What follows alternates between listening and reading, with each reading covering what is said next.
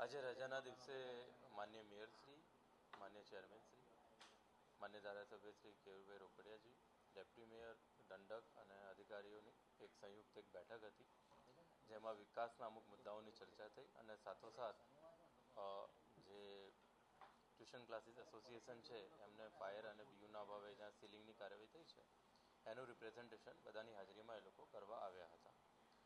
એટલે જે ડેવલપમેન્ટના મુદ્દા છે જેમાં ખાસ કરીને છાણી વિસ્તારમાં જે કેનાલ આવેલી છે એની પેરેલલ એક ગ્રીન બેલ્ટ ડેવલપ થાય, રિવરફ્રન્ટ જેવું ડેવલપ થાય, રમતગમતના ઝોન જેવા ડેવલપ થાય એની માટેની એક વિસ્તૃત ચર્ચા વિચારણા કરવામાં આવી છે.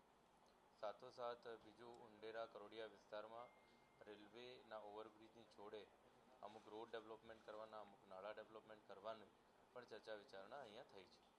એટલે આ બે વિકાસના મુખ્ય મુદ્દા હતા. પ્રી મોન્સૂન પ્લાનિંગની પણ થોડી ચર્ચા અહીંયા થઈ છે. સાથોસાથ જે ટ્યુશન ક્લાસીસના જે એસોસિએશનવાળા આવ્યા હતા એમને માર્ગદર્શન પણ આપવામાં આવ્યું છે. કેમ્પ સીલ થયા એનું એમને સમજ આપવામાં આવી છે અને એ જે પૂર્તતા કરે તો એની સીલિંગ ખોલવાની કાર્યવાહી થશે એ પ્રમાણેની એમને સમજ પણ આપવામાં આવી છે.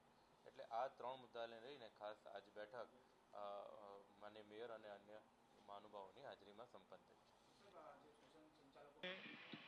સયાજીગંજ વિધાનસભાના મેજર ડેવલપમેન્ટ કહેવાય એવા મેજર 3 ડેવલપમેન્ટ માટે આજે કોર્પોરેશનના માનનીય મેયર, માનનીય કમિશનરશ્રી, સ્ટેન્ડિંગ ચેરમેનશ્રી, ડેપ્યુટી મેયર આ તમામની એક બેઠક મેં બોલાવી હતી.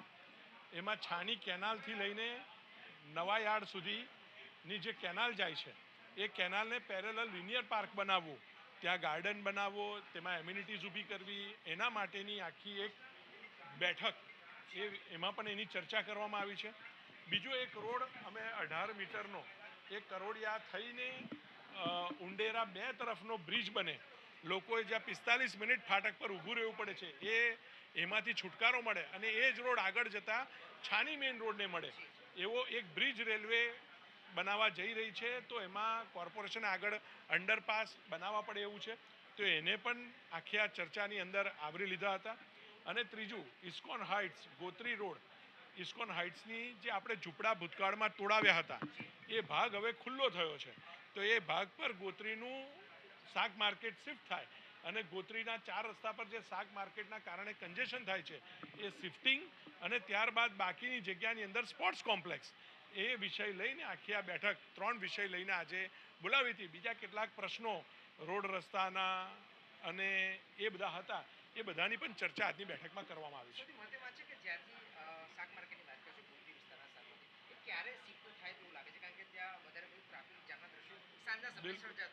સ્વાભાવિક છે, ગોત્રી 4 રસ્તા પર જે શાક માર્કેટ શિફ્ટ થાય છે મોટો પ્રશ્ન છે અને મારા મેયર કાર્ડ દરમિયાન આ પ્લોટ પરના ઝૂંપડાઓ આ બધાની ઉપસ્થિતિમાં તોડાવવામાં આવ્યા હતા. હવે એ જગ્યા પર શાક માર્કેટનો પ્રોસેસ ચાલુ થઈ ગયો છે બનવાનો. આ શાક માર્કેટ બનતા એ શાક માર્કેટને આખું આ પ્લોટ પર શિફ્ટ કરીશું, જેથી એ વિસ્તારના નાગરિકોને આ રોડ પર જે શાક માર્કેટ ભરાય છે અને જે કન્જેશન થાય છે એમાંથી છૂટકો મળશે. હજુ 6-8 મહિના, 9 મહિના, વર્ષ જેવું તો. જેમ આપ જાણો છો કે અત્યારે એક દુઃખદ ઘટના રાજકોટમાં થઈ, ટીઆરપી ગેમ ઝોન, એના પછી ઘણા બધા મોટા બિલ્ડિંગ, ક્લાસીસ, હોસ્પિટલ્સ બધાને સીલ મારવામાં આવેલ છે અને અમે બરોડા એકેડમિક એસોસિએશન ક્લાસીસ સંચાલકોનો એક સક્રિય મંડળ છે એમાંથી આવીએ છીએ.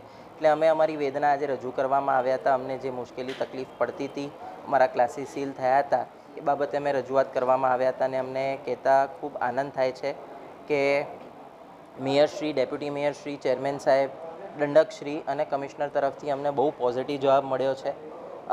વહેલામાં વહેલી તકે ક્લાસીસ ખુલે અને રાબેતા મુજબ ચાલુ થાય, છોકરાઓનું ભણવાનું ના બગડે એના માટેની પૂરતી એમણે અમને માહિતી આપી છે. જે તે ડિપાર્ટમેન્ટને કહેવાનું હતું કે ભાઈ જે વ્યવસ્થા કરવાની છે એ વ્યવસ્થા માટે પણ એમને પણ જાણકારી આપી દેવામાં આવી છે અને અમારે શું વ્યવસ્થા કરવાની છે એની પણ અમને જાણ કરવામાં આવી છે. એટલે આજે આ મીટિંગ ખૂબ જ સારી રહી અને અમે આખી વડોદરા મહાનગર સેવા સદનની ટીમના ખૂબ ખૂબ આભારી છીએ. મારું નામ કેવલ શાહ, બરોડા એકેડમિક એસોસિએશનના સેક્રેટરી.